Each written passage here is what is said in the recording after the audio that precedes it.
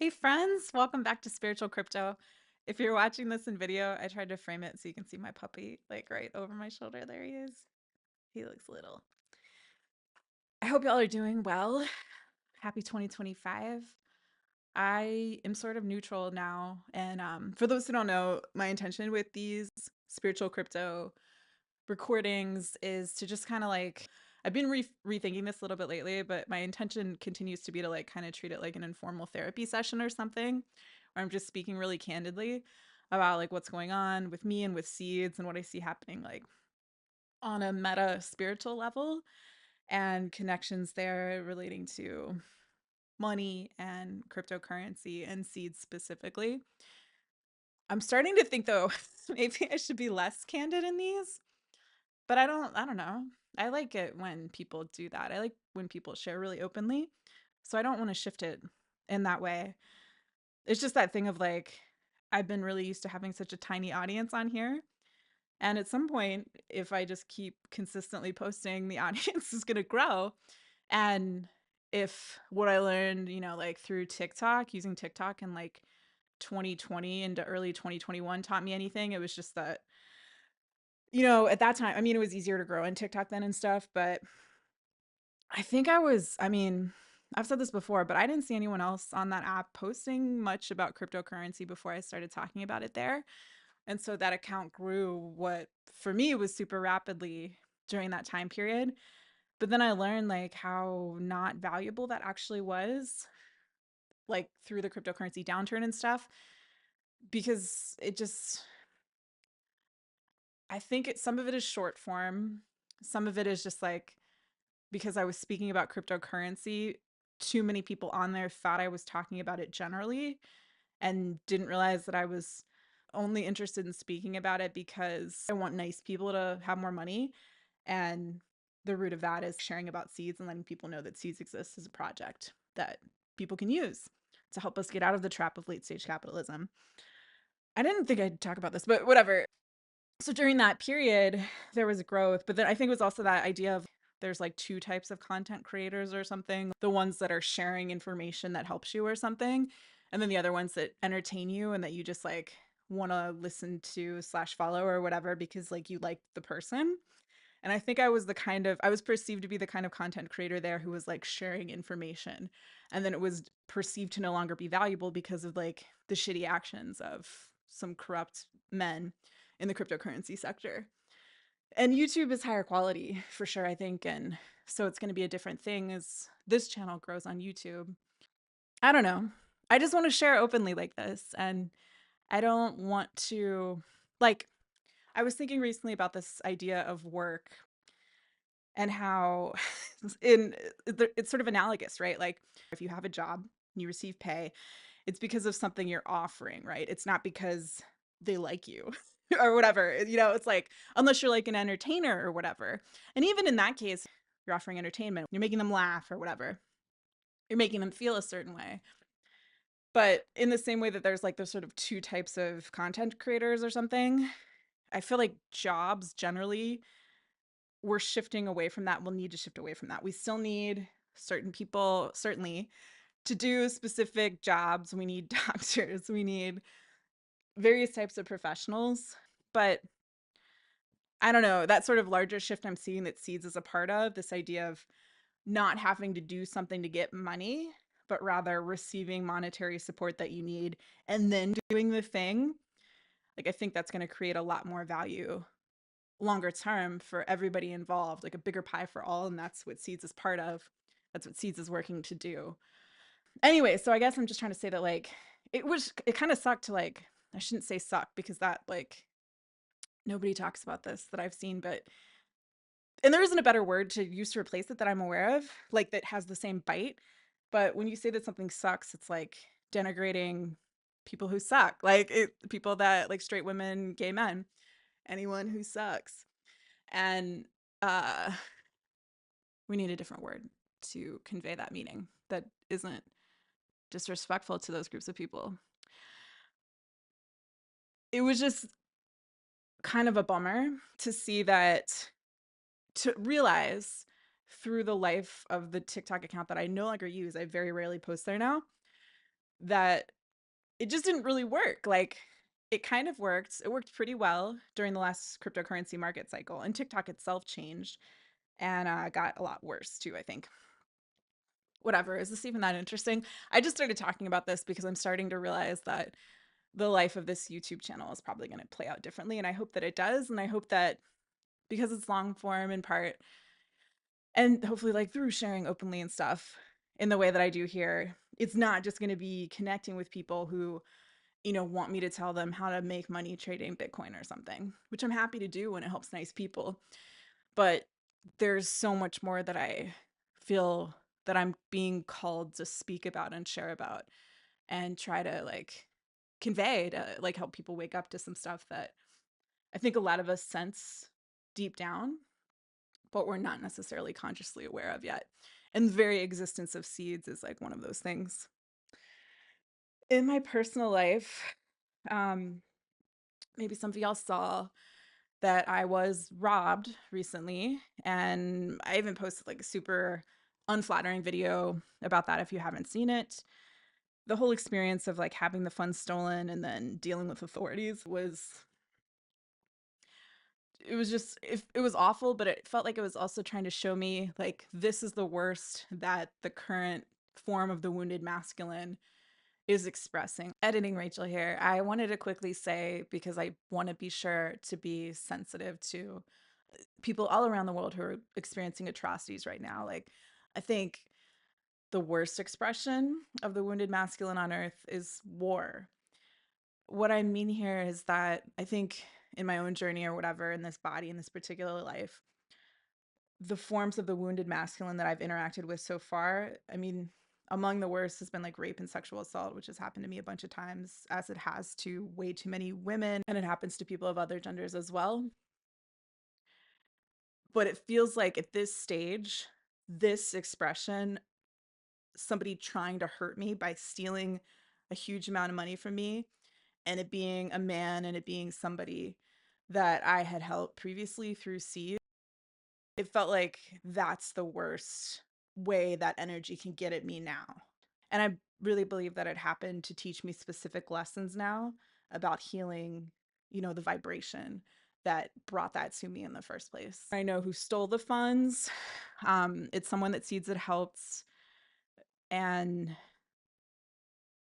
I looked at a photo of him not long after it happened, and I like recoiled because I could feel this really dark energy coming through his right eye specifically. Like I couldn't even look at the photo, and it's very rare that I have I feel something like that when looking at a photo. It's a very dark energy that's coming through him.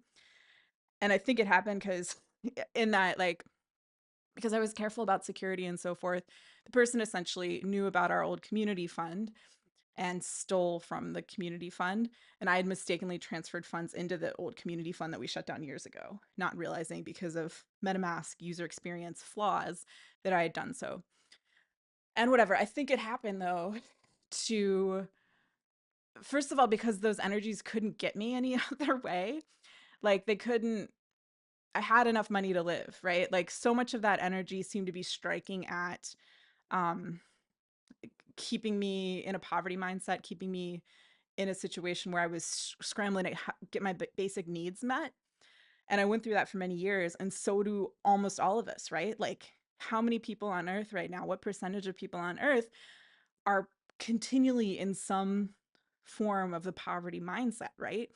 And there have been studies that have shown that that changes your brain. It like shuts down the area of your brain that can do any sort of long-term planning. And I had been in that for years. And I've said this a zillion times and I'll say it again. It's largely because over 98% of tech investment goes to male founded organizations. And that's something Seeds is working to change too. And nobody seems to fucking care that much about that anymore. I mean, you'll see an occasional article about it like once a year that like underlies the fact that the data it's not getting any better. It was a little actually, sorry, it was a little bit better than that, I think, years ago, by which I mean like maybe it was 97 point something percent. It's just like, it's crazy. But all that said, relating to this poverty mindset idea and manifestation and the step that I went through recently, So maybe you saw that I redeemed a seed to ask for help, and that's the second time that I've ever done that. The last time was about 5 years ago. And it made me think about the spiral course of progress idea too, because it really felt like I was revisiting themes from that time in my life 5 years ago, but on, excuse me, on like a more progressed path. Because when I redeemed a seed 5 years ago, I didn't know where else to turn. I didn't know what I was going to do. I was at risk of eviction from my studio apartment in Pasadena, incidentally. So seeing the what's going on with the LA fires this week was kind of, I mean, it was that thing of like having more of a personal connection to the tragedy and seeing just what's going on in those areas. I don't think it would have touched, I don't think the fires touched where I was living. I saw that the place I used to live in the Hollywood Hills was just outside of the evacuation area for the Sunset Fire, but I don't think that house was actually touched. There are pictures in the New York Times multiple times of like the Humane Society that I adopted my puppy from. I don't know. You know what I'm saying? It just like, it isn't that this tragedy is more or less tragic than any other awful thing that happens on Earth. Um, but sort of like when there is that personal connection, it kind of made me reflect even more so. You know what I'm saying? Um, and we have a request for help out now to raise funds for um, people in need who have been impacted by the fires. And I'll put that link in the description if you're watching this on YouTube. If you're not, you can find it on our website, seedsgifts.com.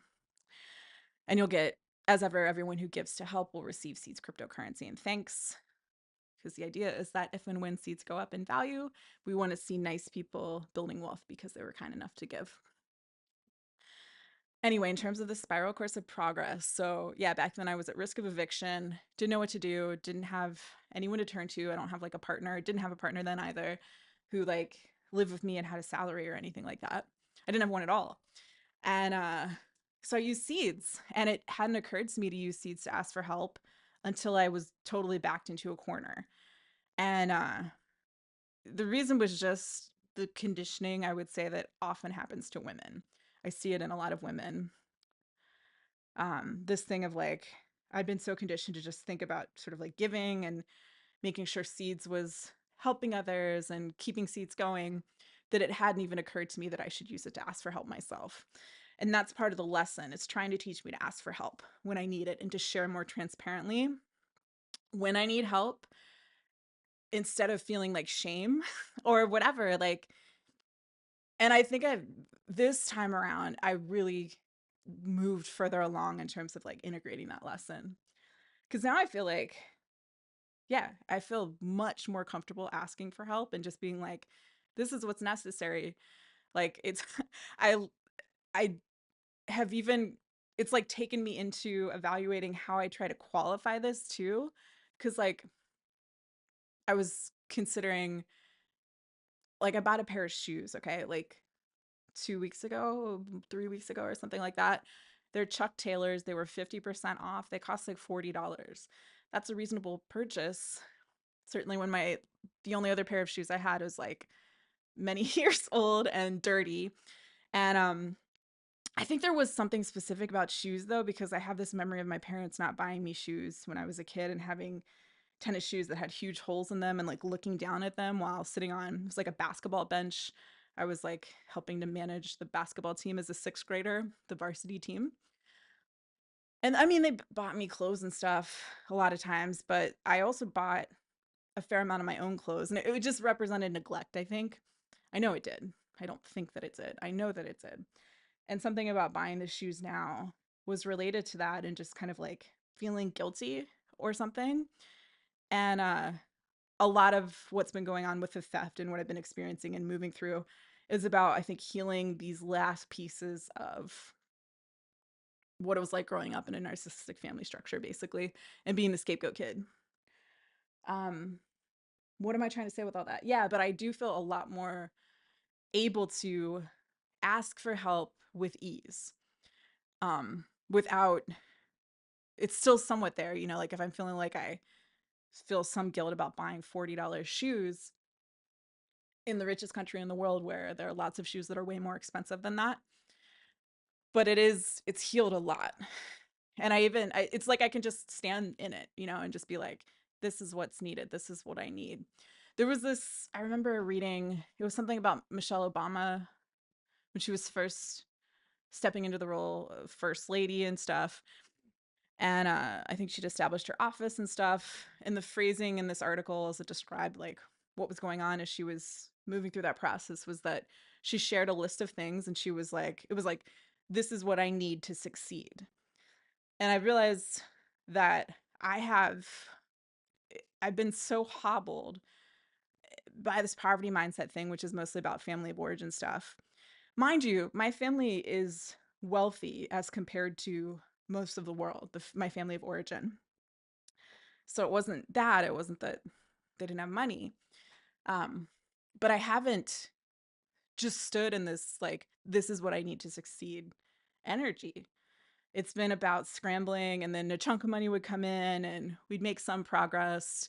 I'd end up hiring, and over the years, I've hired some great people, but I've very rarely hired the right person for what the company truly needed at that time.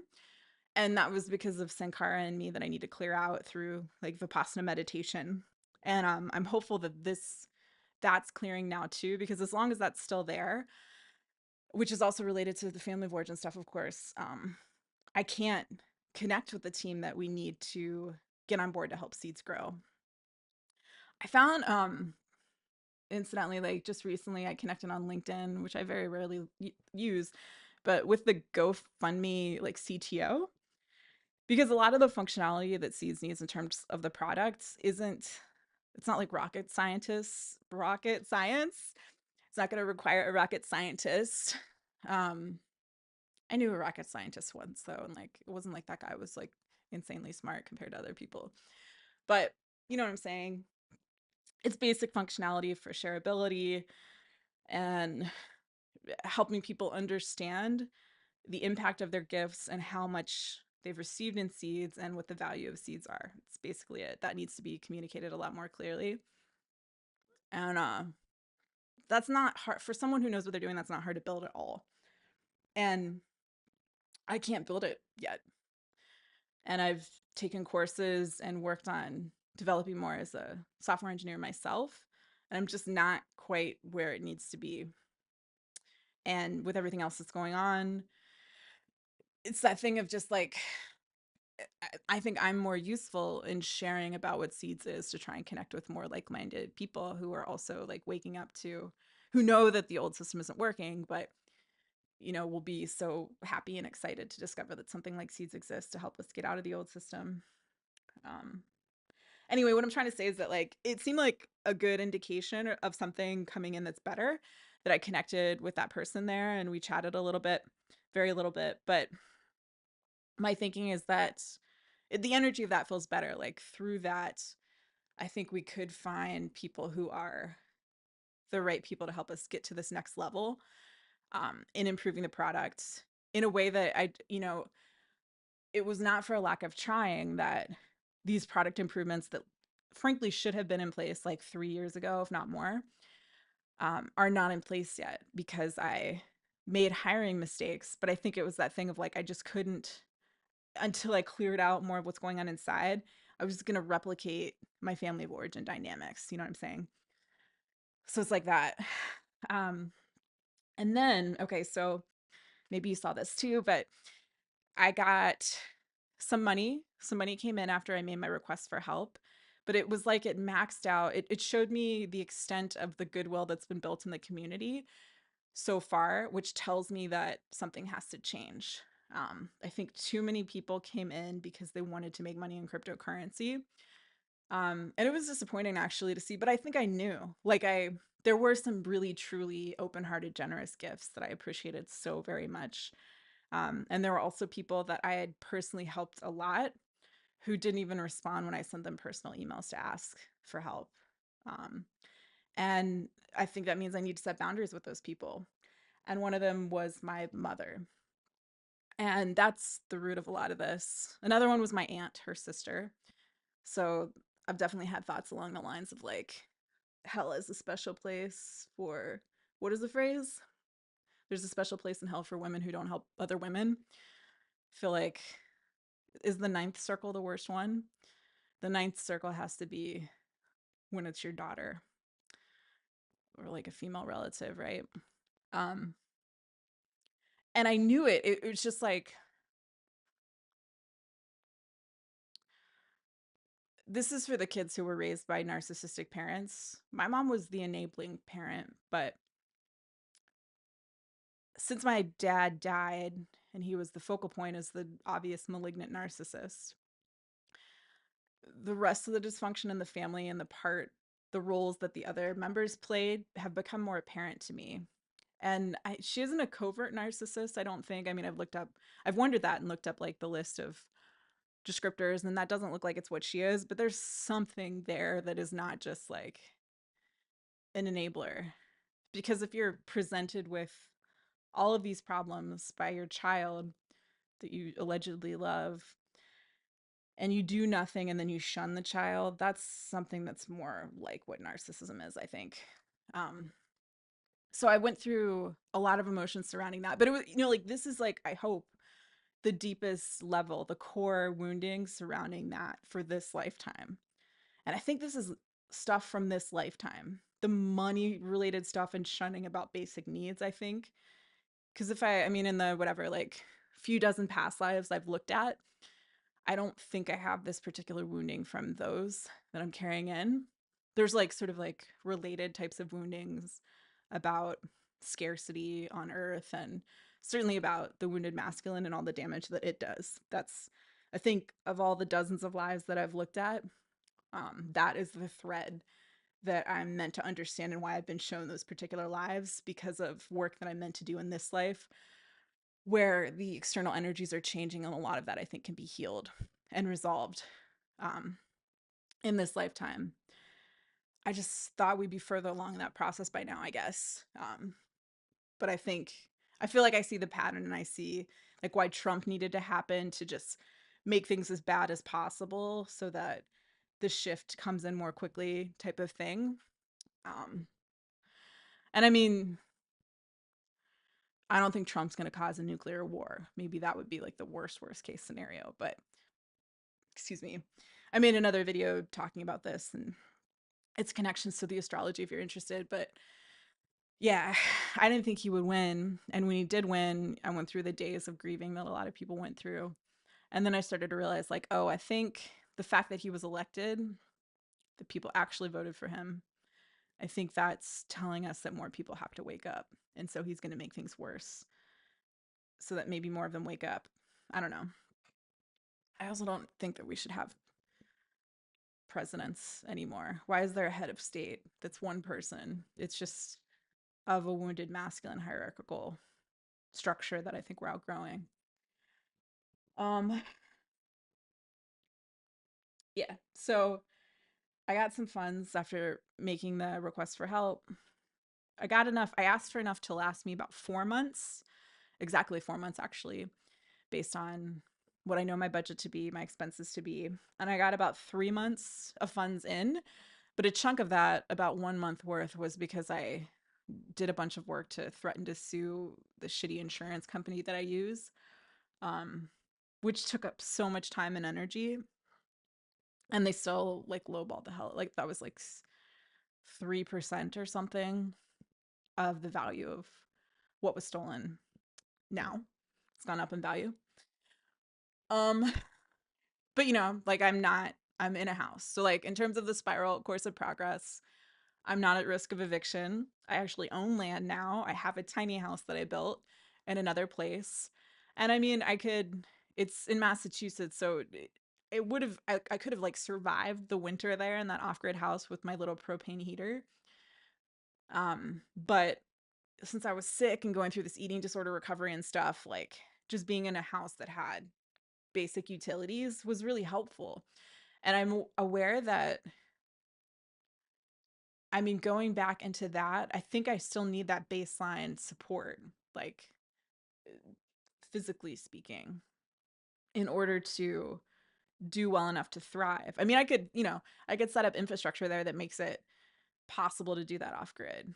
Um, but what I was starting to say is that in terms of the spiral course of progress, you know, like even if I don't have more money coming in over the next roughly 2 months of runway that I have, before I need to figure out another way to get money to come in, um, I could go back to that house. It would be just about warm enough there. And even though it's technically illegal and the town practically chase me off my own land, I could do that, right?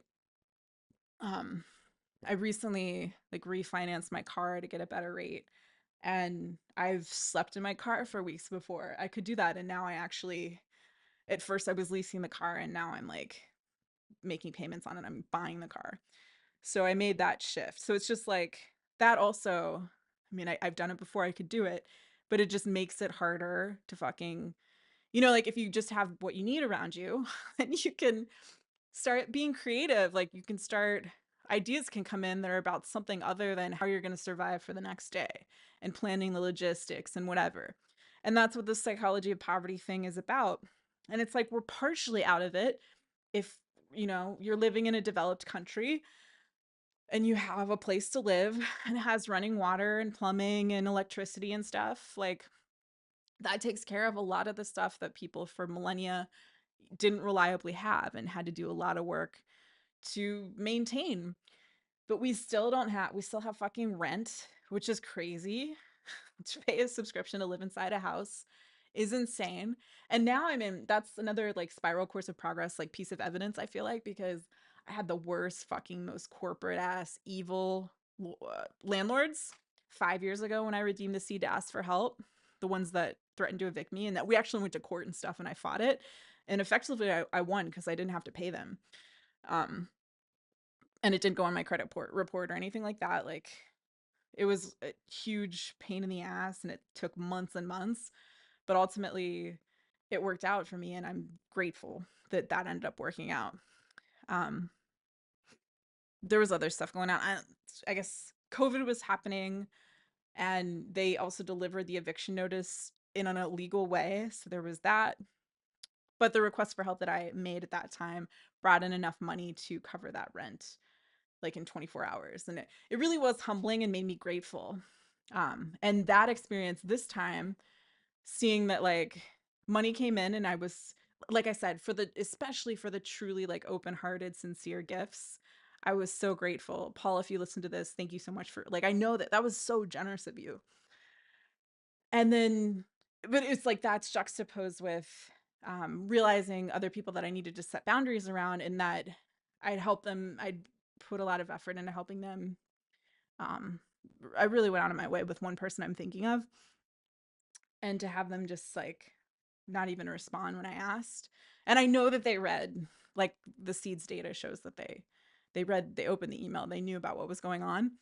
Um, and then I also personally emailed this person at the same time. So like that was happening because of something I have to shift in myself, in which I had this habit, which goes back to my family of origin, of trying too much for too long to convince people that don't actually care about me, frankly. Certainly not, they don't care about me enough to care about me, to care about what I'm offering, to care about me as a human. And I'm letting that go. I'm going to let that go. Those people, that's not about me. It's like I've taken it, the phrase taking things personally has always felt strange to me or something. Like I know what it means, but it was like it would hit that core wounding in me, which really comes down to my mom. Just thinking like, if this person, like if you know her, some people that listen to this may actually know her. If you ever met her, you think she was a nice lady, a nice retired third grade teacher, whatever, kind of quiet lady. And something about that and knowing the way that she's behaved toward me makes it made it feel more like it was me, right? And it's not like I was the perfect daughter or anything. But yeah, I'll talk more about this. I started talking about this in a previous recording and then I stopped myself, and I think it's a form of me protecting them inappropriately still. Cuz like whatever, the truth is the truth. But essentially, and I didn't know this until a therapist I was working with told me when I was in my late 20s. I don't even remember what I relayed some specific event that had happened while I was with my family. I was visiting. And I remember the therapist was like, "What do we know about scapegoats?" And I didn't know anything about scapegoats. I mean, I was aware that that was a term, excuse me, but I certainly didn't know about like that application in like a psychological or psychiatric sense and stuff. And once I learned about that, it was like, oh, my family is a textbook case of this. And if you're unfamiliar with this, typically narcissists will partner with either another narcissist or an enabler. So in my case, my dad was the narc, my mom was the enabler. And then if there are two or more children, they'll turn one child into the scapegoat kid who is typically like the most sensitive kid, the truth teller, quote unquote, um, the kid who wants the family to address the destruction that's happening.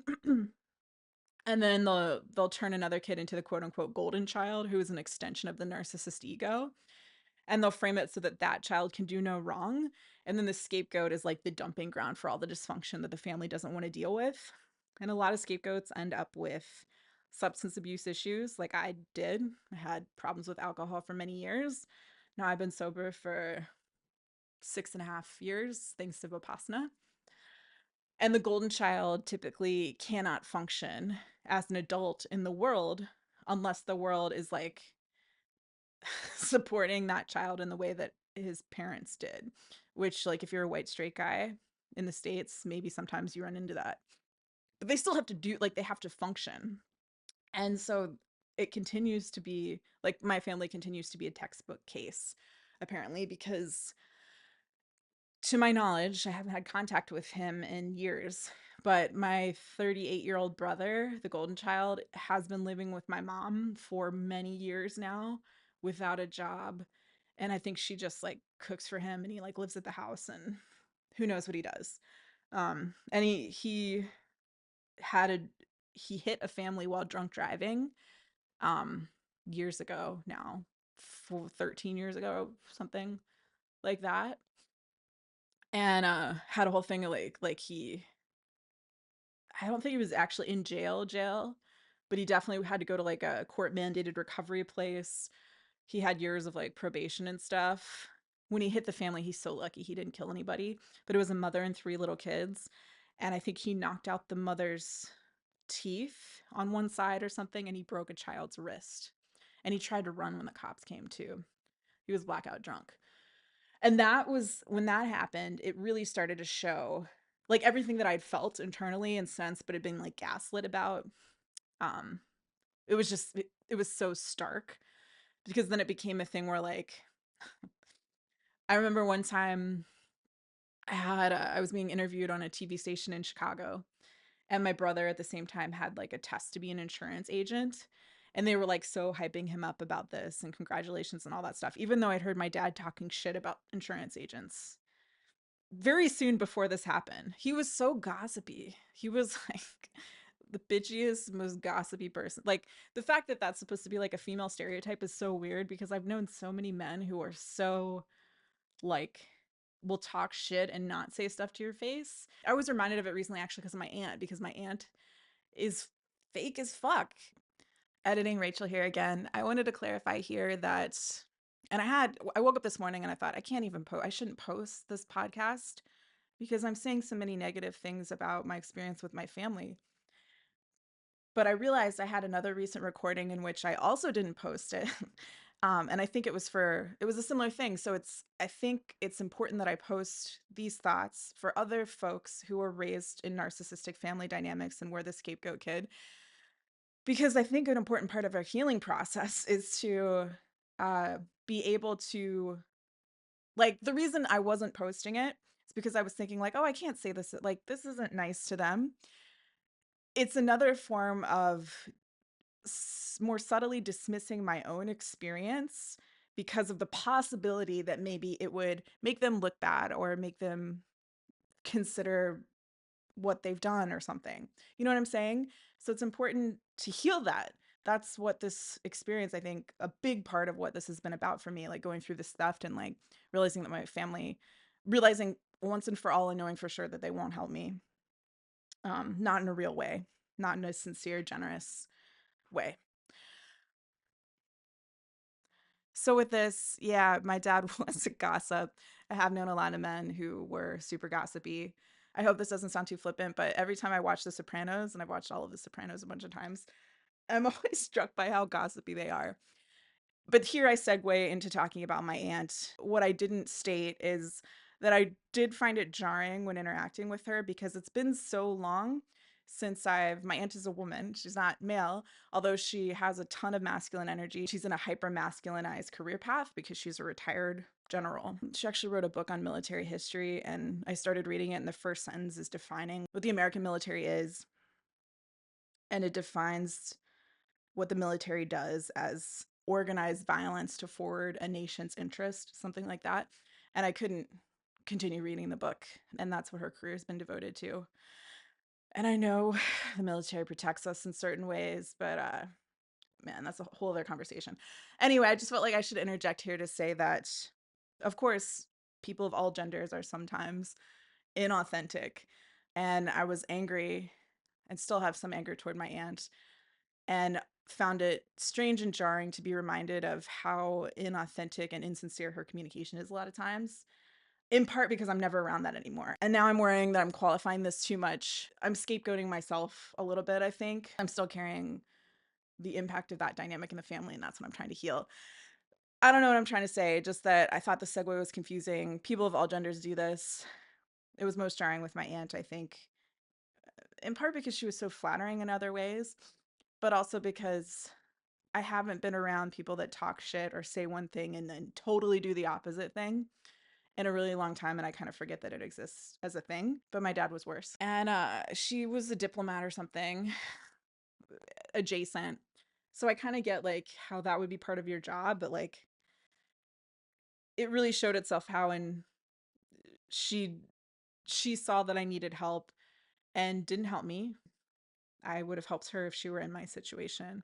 But at the same time was sending these emails. She was proud of me and all this other stuff. Anyway, so it's just like the surface of all like the stuff that I'd sensed for years. It showed itself in a more blatant way. And it became a thing where like somebody at the bank, I guess, said something about how my brother had nearly killed that family while my dad was there. And my dad was like screaming at this person at the bank. And there were so many lead-ins to Tyler behaving that way. Like they were so strict with me as a teenager, creating arbitrary rule. It was just about controlling me. I was thinking about it earlier. Now I have that voice in my head that's thinking like, oh, I sound like I'm being too obsessive about my family of origin and nobody cares. And maybe that's true, but that I don't think it's true that nobody cares, but I think the likelier thing is that that's the message that I got from them about my feelings not mattering. That's kicking up now to try and get me to stop talking. Anyway, yeah, I was just like, um, he'd done other things. He'd driven drunk and knocked out a bunch of mailboxes in a car. And my dad went and apologized to the people who own the mailboxes and like paid to replace them. And that's such rich kid bullshit behavior anyway. And it was also very like I wouldn't have done that. Although I did drive drunk. I got a DUI when I was 22. My own substance abuse shit. And thank God I cleaned that up and nothing worse ever happened. I just got pulled over. I certainly didn't hit anybody, thankfully. But yeah, I had a DUI. But yeah, I was just like, that made it very stark, the comparison between the way that I was treated and the way that he was treated when he'd done something that was objectively very bad. And it ultimately didn't sound like he worked himself into a place where he didn't feel remorse, based on what his friend Jared, who was his roommate for years, told me about what he'd said. I guess he said something about how like, well, if the mother hadn't brought charges, then this never would have, whatever. And it was just like fuck you. Of course they should bring charges. And I know that because of what some friends who visited me a few years ago said, that he was trying to get like acid. So I don't know that he's using, I mean, acid's more like a recreational drug.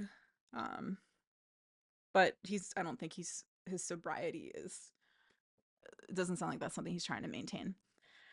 All that said, whatever, like it's his own life and stuff. Although this experience and kind of interacting with my mother, and when I messaged her about what happened to me with a theft, I was so reluctant to do it. She'd already seen multiple emails from Seeds that I know she opened, so I know she knew I needed help. I would have helped her with the first message if I had the means, and she does. They have what they're rich by American standards even. They're not like super rich, but yeah, they have some wealth. Um but she hadn't responded to those messages. So I emailed her individually. And she did send a chunk of money, a small chunk of money. And then after I was thinking about it, I realized like 5-ish years ago, I sent her the equivalent in Seeds of what it was worth, about $800,000. And that was for repayments for other help that they'd given. But it's like that, it's the whole systemic thing. Like, I wouldn't have needed that help if VC, like 98%, more than 98% of tech investment wasn't going to men. That's why I was in a position in which I needed help in the first place, largely, not exclusively, but that's the big reason. And then, so she had given me small chunks of help in times where there was no, like, it was like the limit of what she would do. Like, if it were my brother, there would have been, and he was given $50,000 to trade. My dad was a trader, a stock trader, um, that he lost in the summer when he was like 20 or something. That's, and I'm sure he wouldn't have had the money ever to pay that back. So yeah, it was just like he was given a Porsche and a Mercedes to drive as like someone in his late teens, early 20s. And they were older cars and they broke down some, but he also didn't take care of them. And listen, we qualify that shit. Like, I had a pickup truck, which I loved. It was great. But like, the there's just this difference, right? Um, so what I was starting to say is that my hatred for Tyler is coming out, and a lot of this experience has been about unearthing sort of like, I think, the deepest layers of that rage and hatred to like release it for good. I was thinking recently about my first Vipassana course, like 11 years ago now. And what I remember most about that was like rage coming to the surface, but it was about my dad, who was like the most obvious abusive person, and about an abusive boyfriend that I'd had, because I dated several abusive men because that was what was familiar to me until I healed that shit. Um, and it's like that was the top layer, right? And I think now in the spiral course of progress, like going deeper, like burrowing down like a screw. I don't know, what are those called? Those big machines that like dig into the earth in a screw shape. Is there a name for that machine? But it feels like that. Hopefully this is like the bedrock layer, and then I can release a lot of this ill will and anger and hatred feeling, and just be free, because I don't want to carry that with me. I don't want to carry it anymore in this life. I certainly don't want to take it into any future lives and have like karma with those people or anything that has to be worked out in the future. So I really want to release it. I want to fully forgive them. And this really showed me, like, yeah, what I knew to be true was in fact true. It is true that she, so my mom did send a small amount of money, as I said, but I then remembered, and this is also an indication of stuff I have to heal, that I had sent them $800,000, which was, I don't know, 30 times what I had owed them. Probably not that much. Um, and she doesn't know anything about cryptocurrency. She wouldn't have known how to trade it and stuff. And it's not that high. It's not worth that much now because there have been price fluctuations and stuff. But like, the fact that I didn't remember that initially when I reached out to her showed what like a depleted place I was coming from. The fact that she sent such a small amount of money also is indication of something. And the fact that ultimately she didn't reply to the last email I sent her, where I was like, I remembered that I did this, and meaning I sent her all that money, and just talking more about the dynamics in the family and saying more stuff more clearly, I think, and than I have ever before in the past. And it's a really shitty, horrible, it feels horrible that she hasn't responded. It feels like shunning me for the last time. But also, I always knew that that energy was there. And it was like I wanted to push more so that it would come out for good. And she's going to have some, I mean, it has to be pretty terrible karma to have the means to really help out your child after something terrible happens to them that wasn't their fault, and to choose not to do that, um, beyond like kind of like a meager amount. At least she sent something, but like,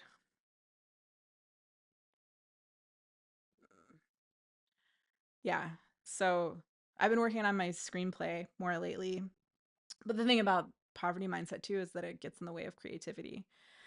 And there's so much in that about, I mean, the screenplay wants to explore all of the ways wounded masculine energy hurts the feminine, but there's like a mother character who's the biggest perpetrator of that in some ways. And it's pretty easy to draw on my own experience to find examples of that. And so I just have to let it go. I think I chose that family, right? I mean, I think I came in to get that, the energy signature of being born at that time and place, the astrology, like lots of Aries to help me be independent and stuff. Um, it's, I'm thinking about that thing that like this therapist coach energy worker that I've worked with for years once told me. There isn't like a single word to describe what she can do, but she's super talented and she's done a lot of work with me and past life stuff too. She said something about this idea that like if you have one good parent, then you can grow up to be a well-adjusted person a lot more easily. And that thing of like, I'm paraphrasing what she said poorly, but like I didn't have a good parent. That between the two of them, there wasn't a good one around, and there wasn't like a aunt or uncle that was that either. And that's even more clear with like the recent interaction or lack of interaction with my own aunt. And that's okay. And I want to let it go and forgive all of it. And I wasn't perfect in those situations, and they have other qualities and they've done other things in their lives that have been good at different times. But not a ton involving me. And it could be a lot worse, but that's also not like, I want to stand up for myself and just be like, I'm a person. I deserve to be treated with kindness and generosity. I would do this for you if I were in, if the roles are reversed, I would do this for you like right away. Um, and and they've shown who they are, and I knew it all along, but it's now crystal clear. And so I, now the work is to forgive it and let it go. And then the other work in a practical sense is to get the money in so that I have livelihood in 2 months. And relating to that, it was interesting. So like now I'm sort of, I've been working on manifestation related stuff and like listening to more Neville Goddard stuff lately. Although at the end of the day, Vipassana just takes care of this for you because you purify your mind and then good stuff just comes to you. But I have been like listening to audiobooks of his and stuff more. And it was kind of interesting to just be reminded from a manifestation standpoint that when like a month ago, when I was, it felt like I knew I had roughly 3 months of funds coming in. And it was like distant enough that I didn't have to worry. You know, now that it's like a month and a half or whatever away, it feels um like it wasn't even a month ago, whatever, but a little while ago where it seemed more distant, the running out of money on the horizon was more distant, then I wasn't in any sort of scarcity framework of mind at all. And interestingly, what happened was that I got a cold email from a venture capital firm in New York. And I never heard of them. They don't seem to be very high quality. I doubt they'll listen to this. But whatever, I mean, transparency is whatever, right? Like there there's typos and stuff on like their website and in their emails in a way that I don't know. You know, it's just like they don't feel like a top tier situation. But they do token subscription agreements. So they're specifically looking for blockchain projects that have tokens, that have their own cryptocurrency. And they're specifically looking for these projects to put funds in before they list on centralized exchanges. Um, and it's contingent on listing on specific centralized exchanges that they want to see you list on. And I asked them for a list, and it looks like they're centralized exchanges that are, I think, outside of the US. It looks like their like headquarters is in the Bahamas, which is like a thing that for regulatory reasons a fair amount of crypto projects have done. And maybe I should look into it actually. Maybe we should have an office, especially like with Trump coming into office. I mean, and who knows what's going to happen here, um, in a lot of senses. That's something else I'm thinking through and have been discussing with like a little bit with an advisor and stuff. Anyway, yeah, so they do huge subscription agreements. Like they sent links to news releases about other projects they'd worked with. Some of them are up to $50 million, but it's also like that looks like a vanity metric because it's just an agreement. They usually do tranche buys apparently, so it's not like it's that huge amount of money at once. It's again contingent on being listed on these exchanges and whatever. But I mean, the number that I'd had in my head that I put out to the world to an extent last year, it was 10 million to get $10 million in. And we could do so much with that. That's so much money from my vantage point right now. And so many other projects, cryptocurrency projects, have had way more money than that. And so there's that. So it's interesting that that came in cold inbound. And I kind of like, I mean, when I replied to the first, I went to spam, so I didn't see it at first, and then we found it. And then I replied to them and I was just like, like I'm super skeptical of VC and PE, private equity, because 98 over 98% of this goes to men. Like I'm very reluctant to use VC. And I thought, like if they're particularly shitty or whatever, and not actually that interested, then they're like going to go away. But they kept replying and I asked more questions. They're trying to get me on a call. And I learned a little bit more about how it works. And I have a call with them in 2 days. And in the meantime, I tried to find like email addresses for the founders of some of these projects who've worked with them. And I got two of the founders to reply to me. And one of them, uh, who I think this guy had a release about getting $50 million. I think his was the largest deal. That's so much money. That's like, why does a crypto project doesn't need that much money? I mean, I guess if you're putting it into the market, that's great. If you're using it to buy into the market and it's raising the value for all of your community, that's cool. And we could do that with this money if it comes in. But this firm, the thing about it is that this firm, they're clearly doing it to get cheaper tokens.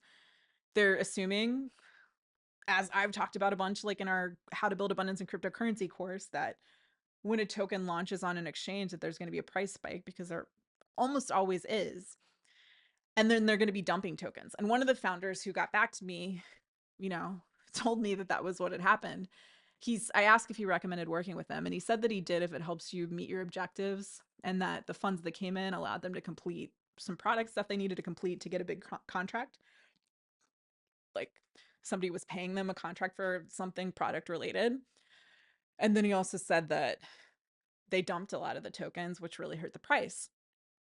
So I'm going to see, I'm going to do this call with him and see what's up. If there's a way that, if there's enough trade volume, then that wouldn't hurt that much. Like, I mean, it hurts now because in that Seeds is only on a decentralized exchange. So like it's effectively a mutual aid pool. And we started calling it that. So when people sell there, it's taking ether out of the pool and that drives the price down. And when, like, I mean, I personally put a lot of my own funds into that pool, and Seeds did too. So that, I mean, that's happened on a smaller scale within the community.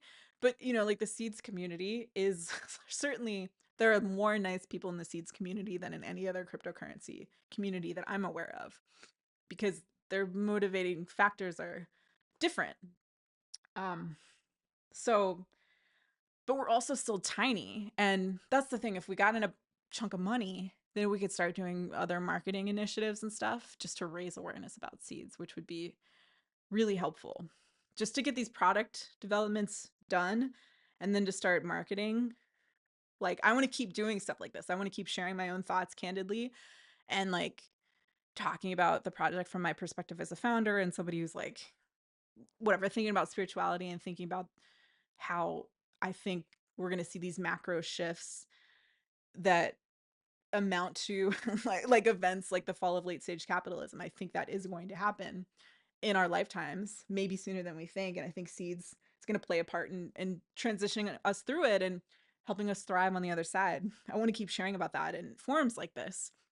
But we could do other marketing-y shit that like just would raise more awareness about what this actually is. Um, and we could get set up so that no money is ever needed again. I mean, we were close to that anyway. Like, when I think about the spiral course of progress thing again, so there was that period of like almost being evicted, right?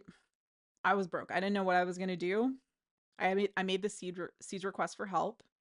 I had also set boundaries with my family and gone no contact or very low contact right before that too. So this is like the next, more of that spiral is happening now, I think, as well. And it was crazy, like, and it wasn't predictable because it was COVID related. Um, I mean, I didn't know anybody that was predicting that, like, on the nose. And then money came in just from support for COVID related, like, business stuff. And then I wasn't in any kind of poverty mindset for months. And then I got the idea to like start using TikTok more and realized that we should scale the course. And then the course brought in chunks of money. And I remember after our largest course sale, which was in April of 2021, I believe. And by then I'd moved into the house in the Hollywood Hills, which was like nicer than anything. It was just crazy to me that literally, like, I made that request for help, I think in February of 2020, when I was on the verge of eviction from a studio apartment, right? And then in March of 2021, I moved into the Hollywood Hills house, which was, did I say that weird? That Hollywood Hills house, which was like the change in that short span of time. You know, I couldn't have consciously conceived of it. When I was looking for homes though, relating to manifestation, it was kind of interesting to me because I made a list of everything I wanted in a home. And that home did check everything on that list. But it was funny. I mean, this is how it works, right? Because there were other things, like for instance, I said I wanted like a fenced in area for my dog and green grass in a yard, but I didn't specify that I wanted the yard within the bounds of the fence. And so this house ended up having it was a really beautiful courtyard actually with a pool and stuff. If you feel like, I mean, I there's some videos of it in my tiny house video on YouTube if you feel like looking at it. um I wouldn't have bought that house though, like it had a lot of flaws that, like, it seemed nicer from the outside than it did once I actually lived there. But honestly, like when you first enter, because into the courtyard area and you see the pool with the two fountains, I was just like, holy fuck! Like it presents really well when you look at it that way. So that change happened rapidly, but I think a lot that had to do with that was being out of that poverty mindset um, for that extended period of time, a long enough period of time that I could manifest other things. And I was gonna say that, yeah. So everything on that list. So yeah, the courtyard itself was like all, I guess, concrete and some brick. So there was like a yard in the front that had grass that was nice and whatever, nice enough. It had landscapers that came and took care of it. And that was like priced into the rent and stuff. Um, but yeah, because I hadn't been specific in my manifestation list, that wasn't in there. And I also unconsciously manifested shitty landlords. So that happened too, who I think had some problems with narcissism also. So it just, you keep manifesting the things the state that you're in. And I was just used to having people with problems with narcissism interfering with basic needs and home. So I manifested that again. And yeah, but I was going to say that, okay, when we had that course, the largest course we've had so far in April of 2021, so near the peak of cryptocurrency highs, and the peak of like followers that I had on TikTok as well. And you could do lives on TikTok then that were like, you just could reach so many more people. It really changed and got worse since then. And part of it is probably just that there are more people on the platform and stuff. But I remember we closed the course at midnight, and I looked at the amount of money we brought in, and it was great. I mean, it was a really good amount of money, even for like a year. It was just in this single course, this single short period of time. And I went and I jumped in the pool, and the lights in the pool were on. And I remember thinking, like, it'll always be like this now. Like, this sense of like, I'm out of any form of this sort of poverty mindset.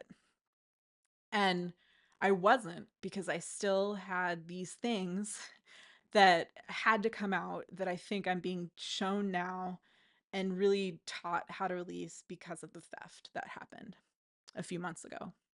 And so I feel grateful for that now. I really do feel grateful for the lessons that I'm learning because of the theft. I still have some work to do to not feel hatred and anger toward the thief, but it's a lot of it has released already. Like, if you listen to more recent, maybe I think even the last spiritual crypto that I did, I was really kind of in the throes of that hatred at that time. And a lot of it has gotten better.